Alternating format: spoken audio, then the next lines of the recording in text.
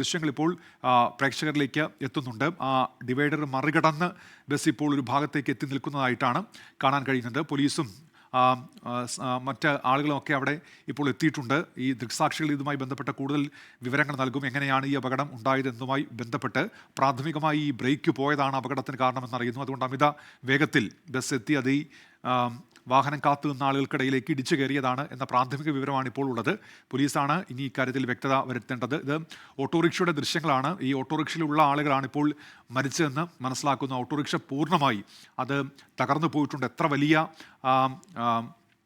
അപകടമാണ് ഉണ്ടായത്, ആ ആഘാതം വ്യക്തമാക്കുന്ന ദൃശ്യങ്ങളാണത്. ഓട്ടോറിക്ഷ പൂർണ്ണമായി തകർന്നിട്ടുണ്ട്. അരുൺ പാറയ്ക്കൽ ഇപ്പോൾ അവിടെ എത്തിയിട്ടുണ്ട്. അരുൺ പറയൂ. അരുൺ,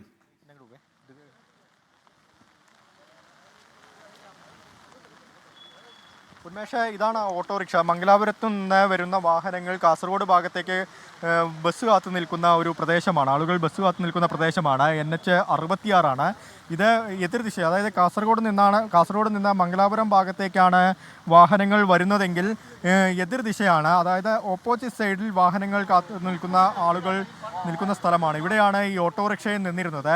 ഇവിടേക്ക്, അതായത് കാസർഗോഡ് ഭാഗത്തു നിന്ന് വരുന്ന വാഹനങ്ങൾ ഇവിടേക്ക് എതിർദിശയിലേക്ക് അമിത വേഗതയിലാണ് ആ KSRTC ബസ് എത്തിയതെന്നാണ് നമുക്ക് മനസ്സിലാക്കാൻ സാധിക്കുന്നത്. ആ KSRTC ബസ്സിന് ഇപ്പോൾ ഈ ഓട്ടോറിക്ഷ KA 19A E 1866 എന്ന കർണാടക രജിസ്ട്രേഷൻ നമ്പറുള്ള ഓട്ടോറിക്ഷയാണ്.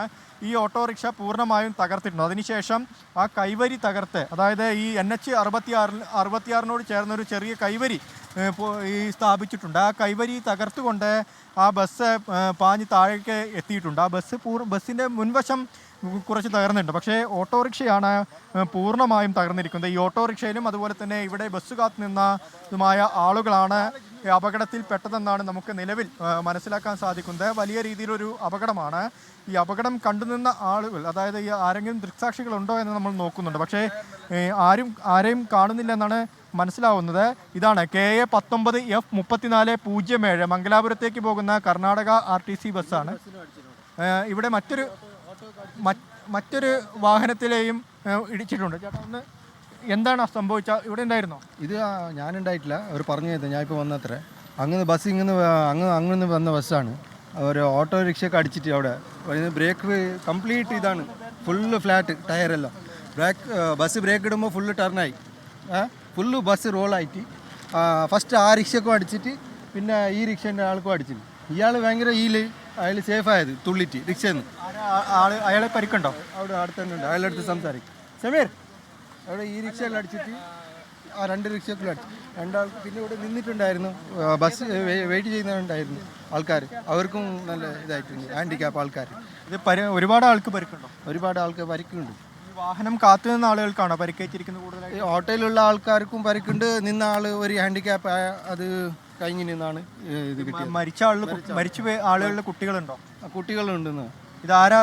ഓട്ടോറിക്ഷൻ്റെ ഇയാൾ ഓട്ടോറിക്ഷയിൽ ഉണ്ടായിരുന്ന ആളാരാ? ഈ ഓട്ടോറിക്ഷ ഇതെന്താ സംഭവിച്ചത്? നമ്മൾ ഫുള്ളായിട്ട് കണ്ടിട്ട് അങ്ങനെ വരുന്ന ബസ് മാത്രമേ കണ്ടത്. പക്ഷെ വണ്ടി തിരിയുന്ന സൗണ്ട് കേട്ട് അത് കേട്ടപ്പോൾ തന്നെ ഞാൻ വണ്ടിയിൽ നിന്ന് ഇറങ്ങുമ്പോൾ വണ്ടി കടിച്ച്, പിന്നെ ബസ്സിൻ്റെ ബാക്ക് തട്ടി ഞാൻ തെറിച്ച്. പിന്നീട് കാണിച്ചു നോക്കുമ്പോൾ വണ്ടി മറിഞ്ഞിട്ടുണ്ട്. പിന്നെ അവിടെ ഒരു വണ്ടി ഇടിച്ചിട്ടുണ്ടായിരുന്നു.